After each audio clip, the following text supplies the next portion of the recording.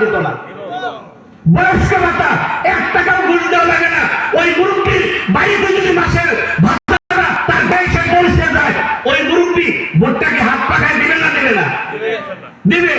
ঠিক তদ্রুপভাবে প্রত্যেকটা অধিকার, রাস্তার গম চুরি করবে না, পেশাব চরমায় মরিদা পেশাব ফেলে রাখবে, উপায় নাই।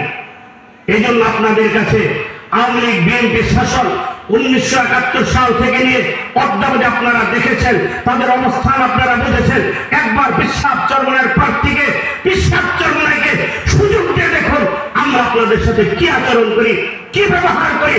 আমাদের ব্যবহারকে আওয়ামী লীগকে আপনারা তাড়িয়ে দিয়েছেন, সব ডাক্তাররা বলেছে আমরা ওনাদের সেটা করলাম, আমরা তাড়িয়ে পারতেন না। একবার পরীক্ষা করেন, বিএনপি আওয়ামী লীগ জাতীয় পার্টি সবাই খাইছে, একটাবার আমরা পেশাব চরমায়ের পক্ষ থেকে এই সুযোগটা আপনাদের কাছে চাই।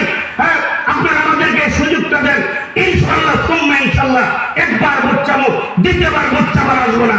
ইনশাআল্লাহ আমরা একবার পাস করি, দ্বিতীয়বার আপনারা ডাক্তার আমাদেরকে ভোট দিবেন। আমরা কথা বিশ্বাস করি ইনশাআল্লাহ। এই দাবিটুকু আপনাদের কাছে রাখলাম।